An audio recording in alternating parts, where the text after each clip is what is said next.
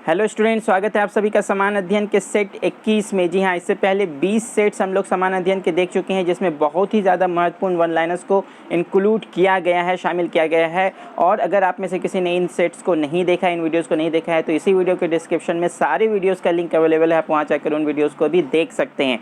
और आज के इस वीडियो में हम लोग देखेंगे सेट 21। तो चलिए देखते हैं कि कौन कौन से वन लाइनर्स है, कौन कौन से इंपॉर्टेंट फैक्ट्स हैं जो आज के इस वीडियो में इंक्लूडेड है, इस सेट में इंक्लूडेड है। तो शुरू करते हैं बिना आपका ज़्यादा वक्त लिए हुए। और उससे पहले एक छोटी सी गुजारिश है कि अगर आप चैनल पर नए हो, चैनल को सब्सक्राइब नहीं किया है, तो चैनल को सब्सक्राइब कर दें और बेल आइकन को प्रेस कर दें, ताकि इस तरह की सारी यूजफुल वीडियोस आपको मिलती रहे। तो चलिए स्टूडेंट शुरू करते हैं। पहला वन लाइनर आप देख सकते हैं कि चंद्रशेखर समिति का संबंध किससे है? शेयरों से है। जी हाँ, शेयरों से। चंद्रशेखरन समिति जो है उसका संबंध किससे? शेयरों से है।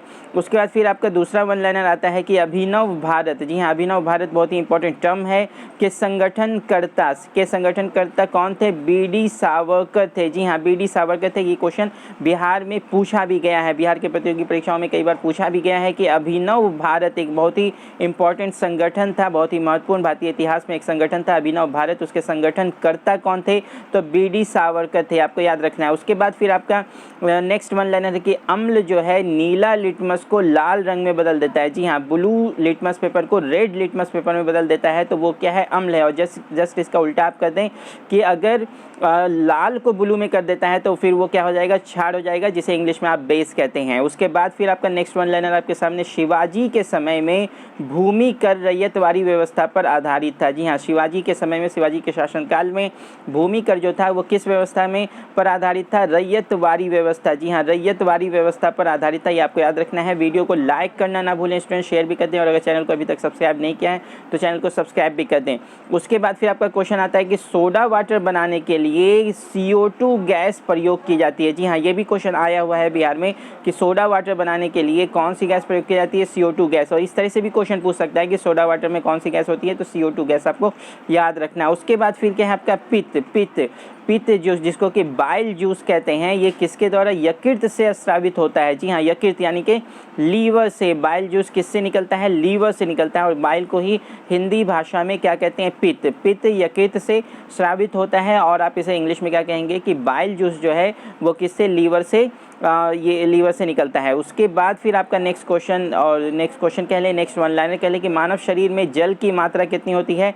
तो 65 से 80%। जी हाँ, 65 से 80% जल की मात्रा होती है मानव शरीर में। उसके बाद फिर आप देखिए कि जब कोई पिंड धनावेशित होता है, पिंड यानी कि कोई बॉडी, कोई ऑब्जेक्ट जब धनावेशित होता है, उस पर पॉजिटिव चार्ज आ जाता है, तो वो इलेक्ट्रॉन का क्या करता है? परित्याग करता है। जी हाँ, आपको मालूम है कि इलेक्ट्रॉन पर कौन सा चार्ज होता है? निगेटिव चार्ज होता है। और जब कोई पिंड, कोई बॉडी इलेक्ट्रॉन का त्याग कर देता है, यानी कि उसमें निगेटिव चार्ज का त्याग हो गया, निगेटिव चार्ज कम हो गया, तो वो ऑटोमेटिकली क्या हो जाएगा? पॉजिटिवली चार्ज हो जाएगा, जिसको कि क्या कहते हैं? धनावेशित।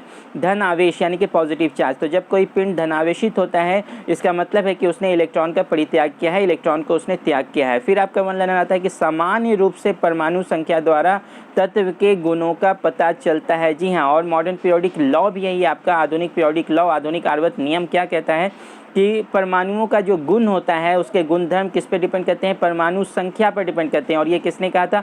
मॉसले ने कहा था। और उससे पहले आपका मेंडलीफ की आवर्त सारणी, मेंडलीफ का पीरियोडिक टेबल चल रहा था, जिसमें मेंडलीफ ने बताया था कि परमाणु भार पर डिपेंड करता है। लेकिन अब हम लोग जानते हैं मॉडर्न पीरियोडिक लॉ के द्वारा कि परमाणु भार पर नहीं, परमाणु संख्या पर डिपेंड करता है। और ये किसने कहा है? मॉसले ने कहा है। ये आपको याद रखना। हो सकता है कि ये भी क्वेश्चन पूछा जाए आपसे कि परमाणु संख्या पर परमाणु के तत्वों के गुणधर्म, तत्वों की प्रॉपर्टी डिपेंड करती है, ये किसने कहा है? तो मॉसले ने कहा है। चलिए उसके बाद फिर आपका वन लाइनर है, वीडियो को लाइक ज़रूर कर दें और शेयर भी कर दें, चैनल को सब्सक्राइब करना ना भूलें स्टूडेंट्स। फिर आपका नाभिकीय विखंडन में एक भारी नाभिक टूटने से दो या अधिक छोटे नाभिकों का निर्माण होता है। जी हाँ, नाभिकीय विखंडन, जिसको कि आप क्या कहते हैं? Nuclear fission. न्यूक्लियर फिजन में क्या होता है? एक भारी न्यूक्लियस, एक बड़ा न्यूक्लियस, हेवी स्टेबल न्यूक्लियस टूट कर छोटे छोटे दो या दो से ज़्यादा न्यूक्लियस में बदल जाता है। इसलिए इसको हिंदी में क्या कहते हैं? नाभिकीय विखंडन कहते हैं। इसी को हिंदी भाषा में नाभिकीय विखंडन कहते हैं और इंग्लिश में न्यूक्लियर फिजन कहते हैं। उसके बाद फिर आपका क्वेश्चन आता है, एक एथलीट को त्वरित ऊर्जा प्राप्त करने के लिए कार्बोहाइड्रेट लेना चाहिए। जी हाँ, फास्ट ऊर्जा, त्वरित ऊर्जा प्राप्त करने के लिए उसको क्या दिया जाता है? कार्बोहाइड्रेट दिया जाता है। ये भी आप याद रखेंगे, ये भी फैक्ट अक्सर प्रतियोगी परीक्षाओं में पूछे जाते हैं। फिर आपका क्वेश्चन आता है कि प्रथम अंतरिक्ष यात्री कौन था? Yuri Gagarin. जी हाँ, जो कहाँ का था? रूस का था। ये भी फैक्ट यहाँ पे इंक्लूडेड है, शामिल किया गया है। आप इसे याद रखें कि प्रथम अंतरिक्ष यात्री, पहला यात्री जो अंतरिक्ष गया था वो यूरी गैगरिन था, और वो कहाँ का था, किस देश का था? तो रूस का था। उसके बाद फिर आपका क्या आता है? कन्याकुमारी शहर। जी हाँ, कन्याकुमारी शहर किस राज्य में स्थित है? तो तमिलनाडु में स्थित है। ये भी आपको याद रखना है कि तमिलनाडु में स्थित है, कन्याकुमारी शहर तमिलनाडु में स्थित है। उसके बाद फिर आपका आता है कि भारत का पहला रिमोट सेंसिंग सैटेलाइट। जी हाँ, भारत का पहला रिमोट सेंसिंग सैटेलाइट जिसका नाम बीकानेर से छोड़ा गया था। जी हाँ, पहला